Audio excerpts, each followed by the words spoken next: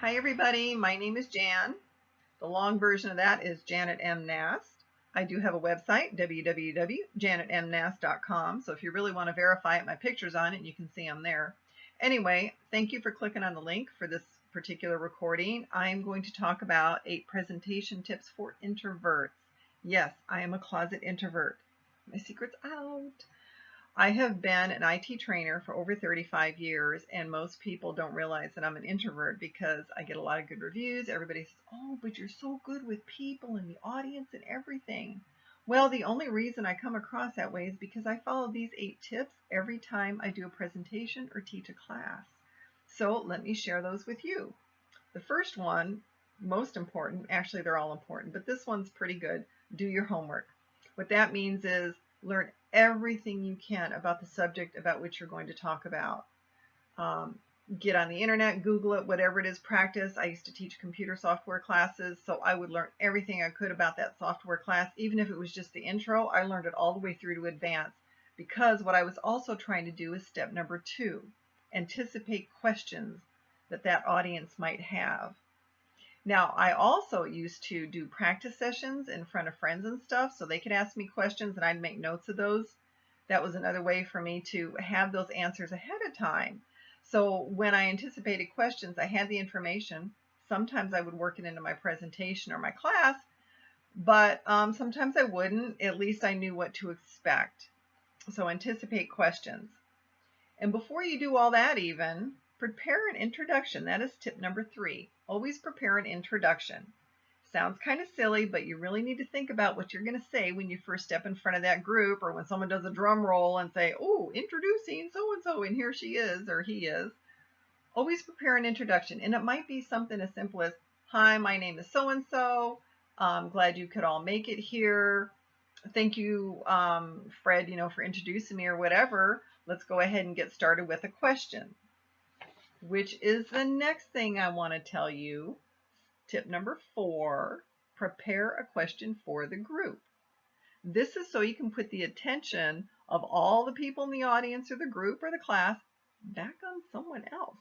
As an introvert, this gives you time to take a deep breath, think about it, calm your nerves, figure out what you're going to do next. Maybe look at your notes while they're talking, and everybody's looking at them, so they can't see you looking at your notes. Anyway, so that's part of your introduction. Prepare a question for the group. And as far as what type of question, that might be something like, what do you hope to get out of this class?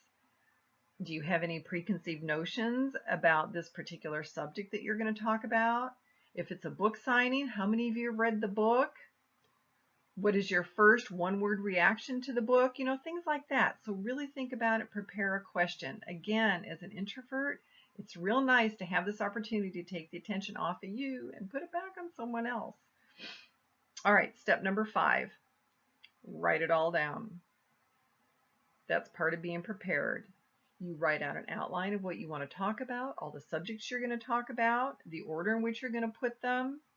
Write them all down. It helps you to organize your thoughts so that you're not tripping over stuff in the middle of your group. And another way you cannot trip over stuff after you wrote it all down, tip number 6, practice, practice, practice. You read this outline and you read your material. If you wrote it all down word for word, great. Read it 1,000 times. Okay, maybe 1,000 times is a little bit too much, but it's better than once or twice and say, "Oh yeah, I got it." Well, as an introvert, you'll never feel comfortable with that. You're an introvert, you know that. Practice, practice, practice. I don't know about practicing in front of your friends until you've done this yourself in front of a mirror, like, 30 or 40 times. But the whole point of that is to get comfortable with the material, exactly the words that are going to come out of your mouth.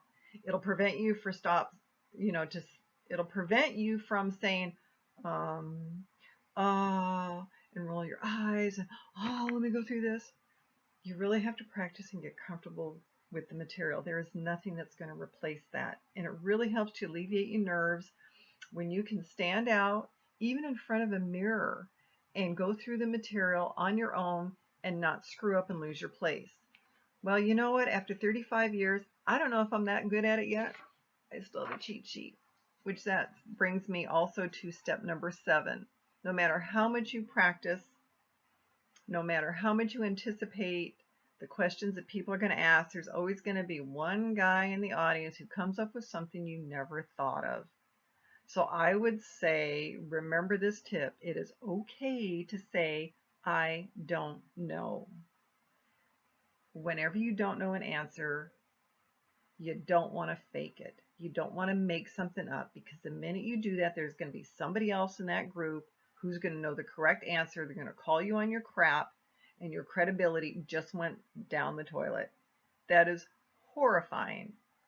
The most horrible thing that can happen to any speaker, okay, just us introverted speakers, because those extroverts, they can just wing it and cover it and make up all kinds of crap that we can't do.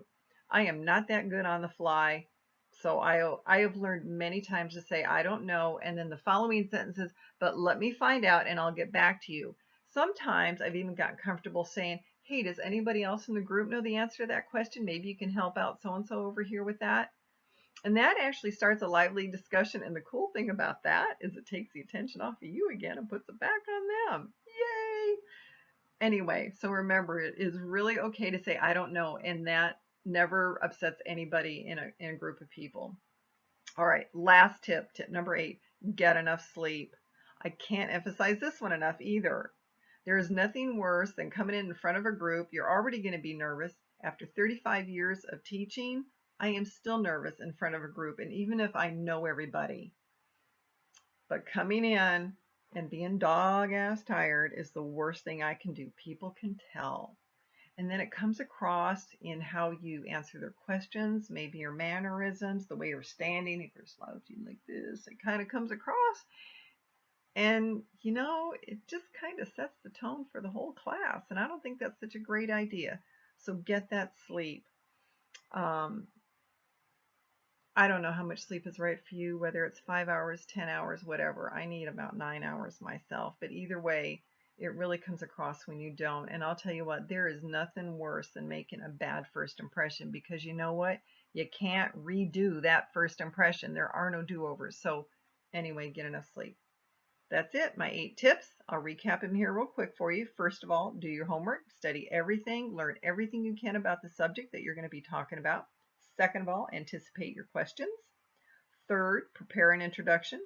Fourth, prepare a question for the group. Remember, so you can put the attention back on them. And then write it all down. Practice, practice, practice. Remember that it's okay to say, I don't know, and get enough sleep. I really hope this helps all my introverted friends out there to be a little bit more prepared and, you know, just to feel better about those public speaking events that you have to do now and then. You know, and introverts are writers, so I know you have to do book events, book signing events. This will really help you. Even if it's a 5-minute lecture, you should go through all these steps. If you have any questions at all or any comments about this, you can always email me at janetmnast, that's N-A-S-T like nasty, janetmnast@yahoo.com. If you'd like a hard copy of this document, you can always email me there as well, and I'll be more than happy to send it to you. If you want to reach out to me via social media, I have a Twitter handle. It is at JanetMNast, and I'm more than happy to answer questions publicly there. As a matter of fact, I know if you clicked on this, this is probably where you found it in the first place, so you know where I'm at. Anyway, take it easy. Thank you for listening for the entire video. I really appreciate it, and I'll see you on the next one. Bye for now.